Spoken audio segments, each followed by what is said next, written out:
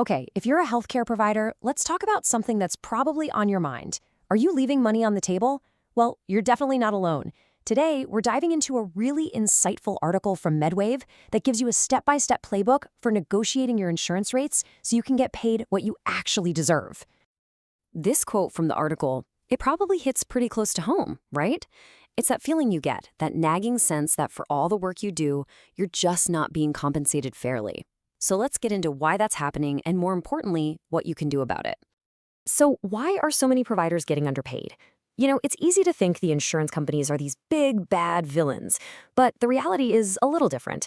They've just built a system that really counts on providers to just accept the first offer they're given. And here's the game-changing part. Those rates, they're almost always negotiable. You just have to be willing to push back. Okay, so why is this such a big deal?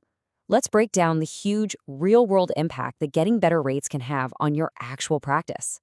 Think about it. Your reimbursement rates are basically the financial engine of your entire practice.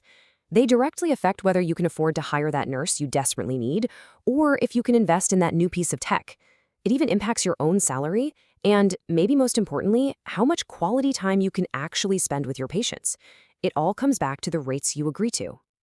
Let's put some real numbers to this. A tiny-sounding $10 increase per visit? Doesn't seem like much, does it? Well, for a typical primary care doctor, that little bump can add up to over $65,000 a year. Seriously. Now ask yourself, what could your practice do with an extra 65 grand? All right, you ready to actually do something about this? Good. Here is the 5-step playbook from the article that's going to walk you right through the entire negotiation process. Think of this as your battle plan. It's simple, really. First, we gather our intelligence. That's knowing your numbers. Then we build our argument. And finally, we go in and master the actual negotiation. So let's jump right into step 1. Step 1 is all about data. You absolutely cannot go into this negotiation blind.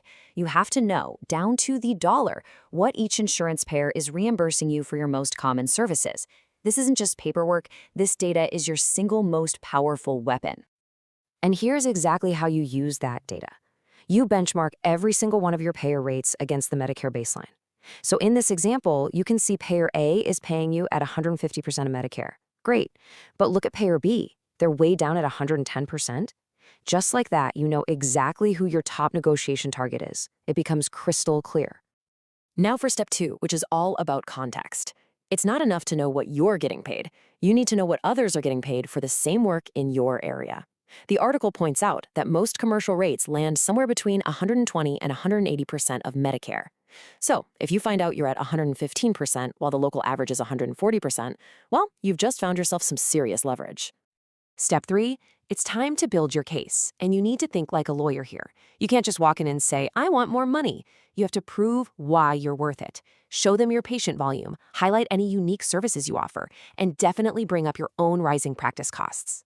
It's all about demonstrating the value you bring to their network. Timing can be everything, and the article points to a real sweet spot for these conversations, about 90 to 180 days before your contract is up for renewal. That gives you plenty of runway to negotiate without feeling rushed.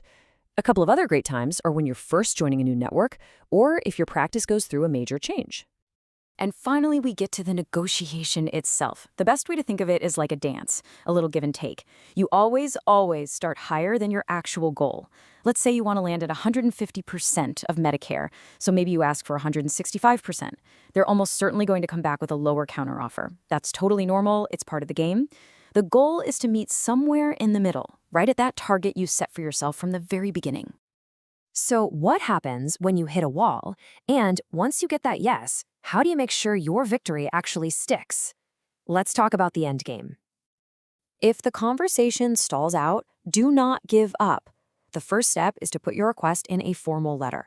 If that doesn't work, ask to speak with a supervisor. But your biggest piece of leverage, your ultimate power move, it's being prepared to walk away. You have to be willing to actually terminate the contract. That shows them you're serious. Look, getting them to agree to a new rate isn't the finish line. You have to follow through.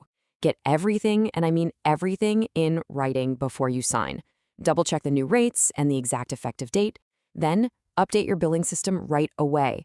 And for the next few months, watch those payments like a hawk to make sure it's all being implemented correctly.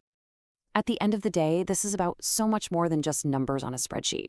It's about taking control of your practice's financial health.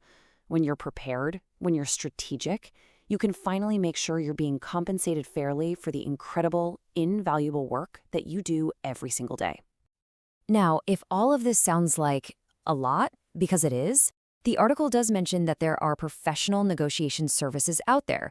It can be a really great option. They can handle this whole process for you, which frees you up to focus on what you actually do best, taking care of your patients. So we'll leave you with a question to get you started on this journey.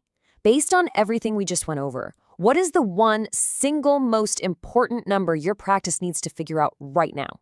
Is it your reimbursement rate from your lowest paying insurer? Is it your cost per visit? Finding that number, that is the very first step on the path to getting paid what you're worth.